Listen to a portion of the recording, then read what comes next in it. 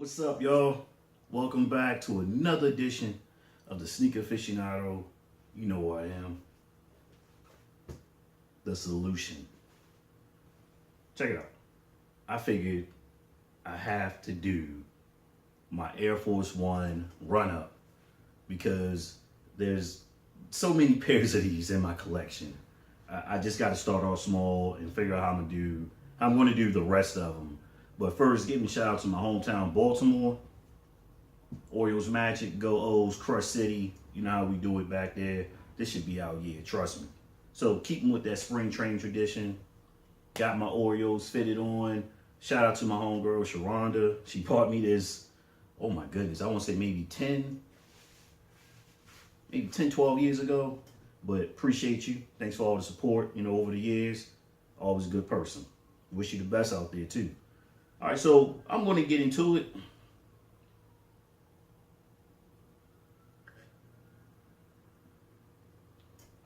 Shameless plug complete.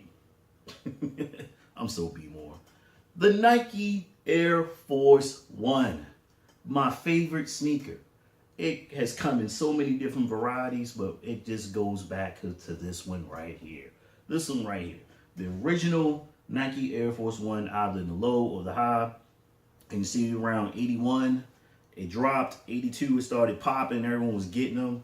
Oh my goodness, the sneaker is just timeless. It's a clean design. Not too much going on.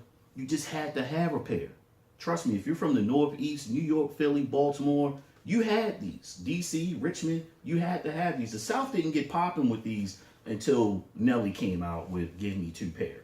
And trust me, I know personally because I came here to San Antonio in 2000. That wish I had a crab cake. And I went to a mall that's no longer existing, Walsham Park Mall, right there off Walsham Road and 35 North. And I went to the Foot Locker there. And I wanted to replace my black and white Air Force Ones, my lows and my mids. And the guy was like, nobody buying those. Nobody wears those out here. And they were $49, $49.99. I couldn't believe it. Just before the discounts, all that good stuff. I said, give me both pair. He looked at me. He said, man, we got some blue and white ones in the back. Some black and white ones. You want those too? I said, yup, throw them out there. So they gave me the employee discount with them. I walked out with 4 pair of kicks for about $135. 4 pairs of kicks because they just weren't checking for these. San Antonio was an Air Max town, and what was the other thing? Damani Dada, I think they were wearing. This is 2000, by the way. So a lot of kids are watching this like, ooh, my dad had those on. But back to the Air Force One. Get into it. I'm kicking myself because I've given away so many pairs of these. It's ridiculous. So I'm not going to just harp on that issue right there. But these are the pair that I kept. I actually purchased these in Africa at the Negro Exchange. Once again, shout out to Kim for letting me know what they had back there. And I bought these over there, and they stayed in the box for like 10 and a half months. I didn't even wear them while I was over there. I was like, nobody's going to buy these. And they weren't buying them because everyone was looking for Jordans over there. They had Jordans.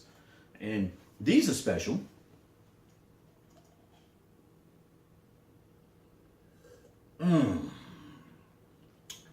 I like to call these Air Force Ones my purple champs.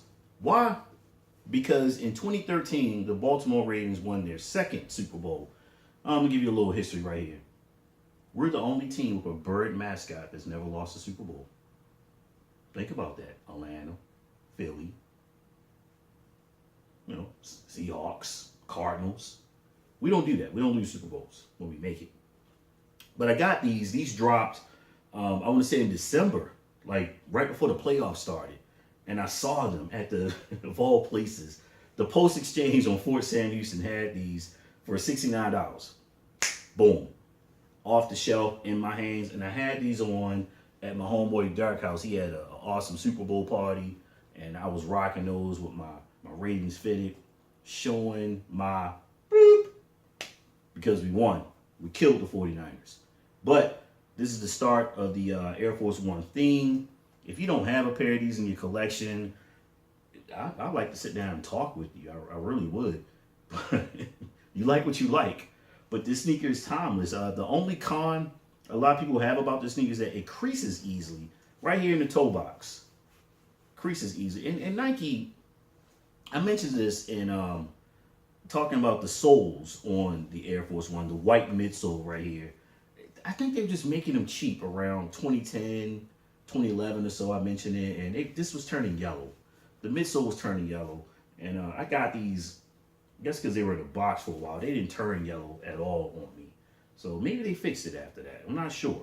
Maybe I got a good batch, but these have not got that yellowish blackish tinge or lemonade, as some people call it. And I'm not feeling that. I don't like the worn look. I want my sneakers to look fresh at all times. But maybe they fixed that. But actually, I recently donated several pairs of Air Force Ones with the white sole because of that. And some Uptowns is the all white ones. We call them Uptowns. Or Icy Whites. You know, whatever nickname you have for them, depending on where you're from. Because of the sole yellowing. But it's just a timeless sneaker. I've seen people in weddings with these on. The white ones.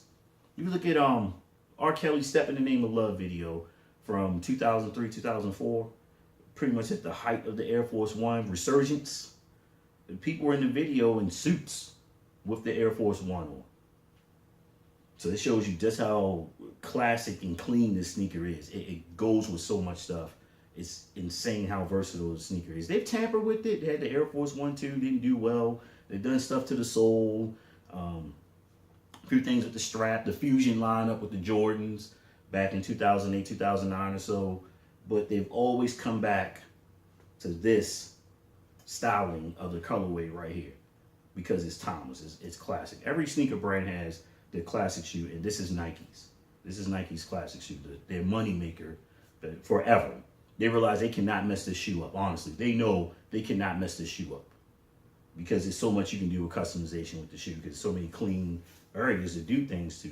And right here, this particular run of the high top, it came with that tumbled leather, that grain looking leather right here, which they should have ran throughout the sneaker because this doesn't crease as much just due to it already been kind of given the crease grain effect.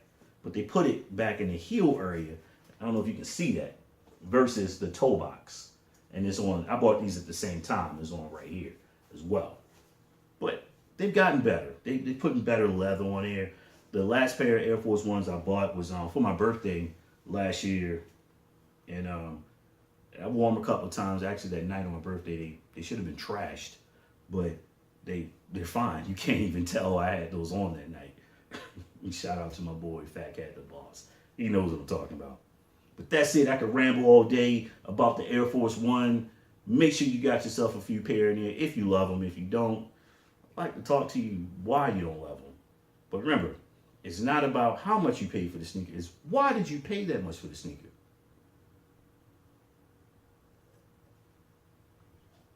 Tell a friend, sneaker aficionado, the solution. I'm out.